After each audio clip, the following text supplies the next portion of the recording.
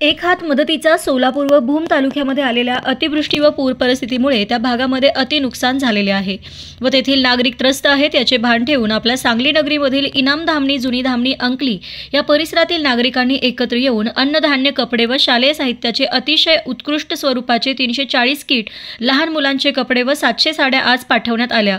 आज या कार्यक्रमाचे प्रमुख पाहुणे जनस्वराज्य पार्टीचे प्रदेशाध्यक्ष समितदादा कदम उपस्थित होते। या प्रसंगी गावातील सर्व नागरिक, महिला व लहान थोर उपस्थित होते व त्यावेळी काही वर्षांपूर्वी सांगलीमध्ये आलेल्या पुराची आठवण करून आम्हाला अशा परिस्थितीचा अनुभव आहे, आम्हाला देखील अनेकांनी मदत केली होती, इथून पुढे आणखी काही मदत लागल्यास आम्ही मदत करण्यास तयार आहोत असे मत सर्वांनी व्यक्त केले। या भागाचे विद्यमान इनाम धामणी ग्रामपंचायत सदस्य सुहास पाटील अप्पा व त्यांच्या सहकाऱ्यांनी पुढाकार घेऊन हा उपक्रम राबवला।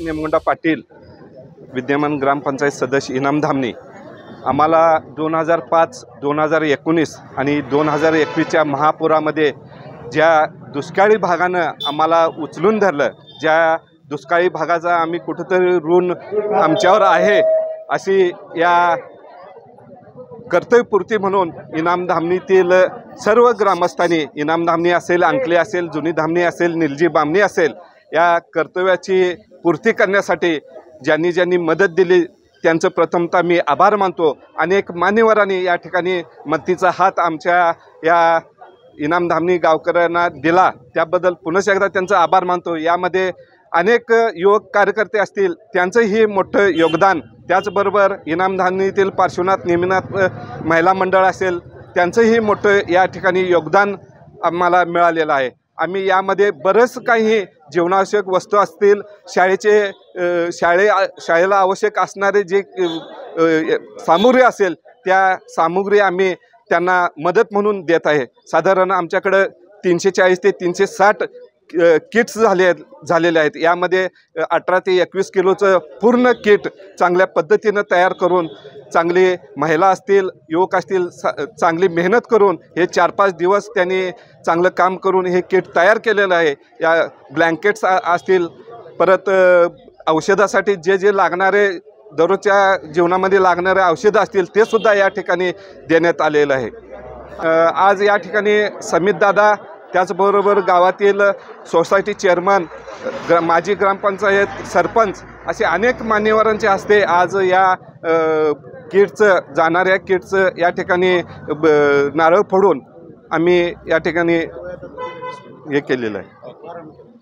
चांगल्या पद्धतीचं ते परत आपल्यामध्ये जे त्यांचं ऋण होतं, तालुक्यातील इतर सर्वच भागातील आमच्या ज्या पुरामुळे नुकसानग्रस्त माता भगिनी, आमच्या बंधूंवरती जो त्या ठिकाणी ओढलेला प्रसंग आहे, हाच प्रसंग आपल्या या धामणी गावच्या बंधूंवरही ओढवलेला आणि आमच्या भगिनींनी एक अतिशय चांगल्या पद्धतीनं त्याची परतफेड करण्याचा निर्णय घेतला। हा खूप स्वागतार्ह आप्पा ग्रुप मोठा आहे, त्यांच्या माध्यमातून एक चांगलं कार्य या ठिकाणी करतात। अतिशय दुःख होते मला अशा पद्धतीच्या या गाड्या रवाना करताना, मात्र आजही पाऊस त्या ठिकाणी चालू आहे आणि पुराची परिस्थिती आहे।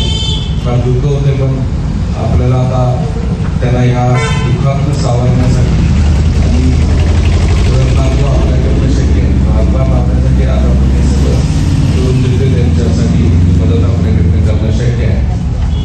त्यांना परमेश्वर ह्या असणाऱ्या असणाऱ्या संकटाशी दोन हात करायची ताकद द्यावी।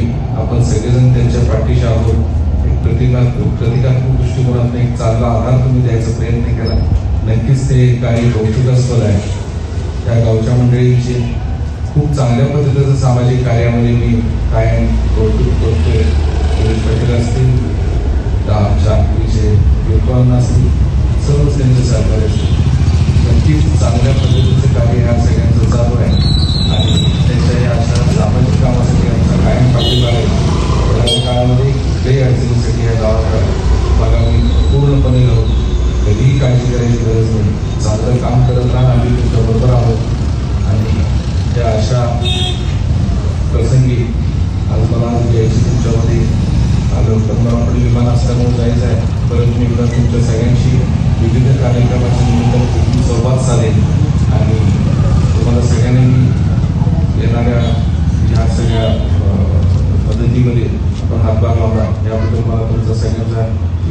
अभिमान आहे. तुमच्या सगळ्यांचं त्यासाठी कौतुक करतो आणि या गाड्या लवकरात लवकर रवाना करू, कारण जेवढे जास्तीत जास्त मदत त्या ठिकाणी मिळेल त्याचा आपण सगळ्यांनी काळजी निश्चितरित्या करता येईल. कारण कलेक्टरांशी बोललो करण्यापेक्षा तर त्यांनी सांगितले तर सगळं साहित्य आहे, शालेय साहित्याचे तिथे कमतरता आहे, तुम्ही त्या बाबतीत थोडीशी सगळी माहिती घ्या आणि आम्ही आता माझ्याकडे साहित्य आज महिला मंडळाने जे अतिशय उत्स्फूर्तपणे त्यामध्ये सगळा भाग घेतला, नक्कीच तो गौरवपद आमच्यासाठी. त्यामुळे या असणाऱ्या तुमच्या कार्याला मनापासून शुभेच्छा.